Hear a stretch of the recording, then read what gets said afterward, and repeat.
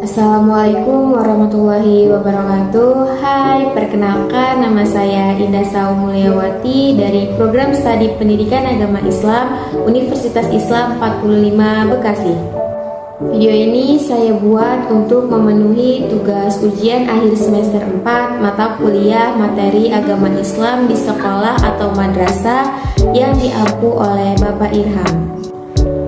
Pada video kali ini saya akan review atau mengulas sedikit tentang proses pembelajaran mengenai mata kuliah materi agama Islam di sekolah atau madrasah yang berlangsung dari awal masuk semester 4 hingga pertemuan terakhir kemarin. Jadi di semester 4 kali ini itu terdapat mata kuliah yang bernama materi agama Islam di sekolah atau madrasah yang terdiri dari 3 SKS dan diampu oleh dosen Bapak Irham MPD.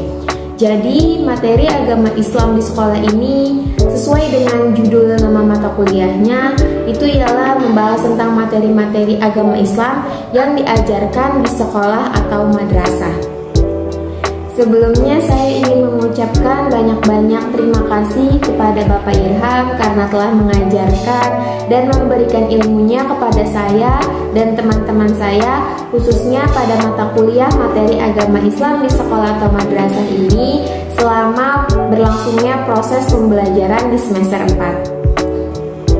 Selanjutnya, proses perkuliahan mata kuliah materi agama Islam di sekolah atau madrasah ini dilakukan secara offline atau tatap muka di Universitas Islam 45 Bekasi, tepatnya di Gedung A atau Fakultas Agama Islam.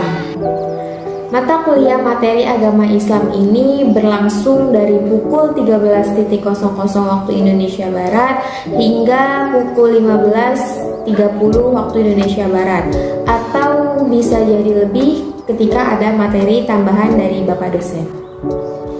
Metode yang digunakan pada proses pembelajaran mata kuliah materi agama Islam di sekolah atau madrasah ini ialah salah satunya yaitu sistem presentasi, di mana mahasiswa yang telah dibagi secara per kelompok akan diberikan materi oleh Bapak dosen sebagai bahan untuk presentasi yang kemudian nantinya akan dijelaskan di depan kelas dan dilanjutkan dengan sesi tanya jawab beserta diskusi bersama teman-teman yang lainnya. Namun di setiap kelompok tersebut masing-masing anggotanya diwajibkan untuk membuat makalah atau PowerPoint sebagai bahan presentasi dari berbagai macam judul subbab yang telah diberikan oleh Bapak dosen. Jadi proses presentasinya yaitu setiap kali pertemuan mata kuliah materi agama Islam ini ada salah satu kelompok yang akan maju di depan kelas dan mempresentasikan hasil kerjanya, di mana setiap anggotanya akan menjelaskan materi-materi yang telah diberikan oleh Bapak Irham dan didengarkan oleh teman-teman yang lainnya. Kemudian setelah presentasi selesai dan setelah semua materi-materi yang telah dijelaskan oleh presentator itu selesai, akan dilanjutkan dengan sesi tanya jawab apabila teman-teman yang mendengarkan belum paham dengan materi yang disampaikan, dan akan dilanjutkan dengan proses diskusi untuk lebih mendalami materi yang disampaikan oleh presentator pada hari itu. Jadi pada awal perkuliahan Pak Irham pernah berkata bahwa mahasiswanya itu harus berani berpendapat dan berpikir kritis. Menurut saya hal ini sangat bagus untuk dipraktikkan pada saat diskusi agar pikiran kita terus diuji untuk bisa berpikir kritis dan bisa menambah ilmu baru yang belum kita ketahui pada saat proses diskusinya berlangsung. Di dalam mata kuliah materi agama Islam ini membahas beberapa materi, diantaranya adalah sebagai berikut. Pertama, membahas materi tentang ulumul Quran. Di dalam ulumul Quran terdapat sebuah asbabun nuzul, nahwu, adab tilawah Al-Quran, tajwid, qiraat, nasi mansuh, muhkam mutasyabih, dan tafizul Quran. Selanjutnya materi yang kedua yaitu membahas tentang ulumul hadis, di mana di dalamnya terdapat definisi mengenai ilmu hadis, istilah-istilah hadis, bentuk-bentuk hadis, penghimpunan dan pengkodifikasian hadis, sanad dan matan hadis, istilah-istilah dalam ulumul hadis, pengklasifikasian hadis, penjelasan hadis maudhu dan takhrij hadis. Materi yang ketiga membahas tentang tauhid, di mana di dalamnya terdapat pengertian tauhid, ilmu tauhid, dan ruang lingkup tauhid. Selanjutnya membahas tentang prinsip tauhid dalam pendidikan keluarga dalam surat Al-Luqman, membentuk dasar akhlak Islami dan etika dalam ilmu tauhid menurut aliran Murji'ah, ilmu tauhid dalam perspektif tasawuf, metode pengajaran ilmu tauhid, dan eksistensi kajian tauhid dalam keilmuan usuluddin. Materi keempat membahas tentang fikih dan usul fikih, di mana di dalamnya terdapat pembahasan garis besar fikih, permasalahan ibadah, identitas usul fikih, urf, al-dzari'ah, maqasid syariah, ijtihad, dan mujtahid. Dan materi yang keempat yaitu materi terakhir membahas tentang akhlak, di mana di dalamnya terdapat moral, etika, manfaat mempelajari akhlak, etika serta hubungannya dengan pendidikan karakter, ruang lingkup pembahasan ilmu akhlak serta nilai-nilai akhlak dan pembentukannya, dasar-dasar akhlak, makna tasawuf, ruang lingkup, tujuan dan dasar-dasar ilmu tasawuf dalam Al-Quran, manfaat ilmu tasawuf dalam kehidupan, sejarah pertumbuhan dan perkembangan tasawuf, maqamat, ahwal, tahalil, dan tajali. Dan beberapa materi agama Islam lainnya yang akan diajarkan di sekolah atau madrasah. Dan proses presentasi ini berlangsung dari awal masuk semester 4 hingga menjelang ujian tengah semester 4. Menjelang ujian tengah semester, Bapak dosen memberikan tugas kepada mahasiswanya, yaitu membuat sebuah video pembelajaran tentang materi yang telah dibahas sebelumnya, dan video tersebut akan di-upload atau diunggah ke sebuah aplikasi yang bernama YouTube.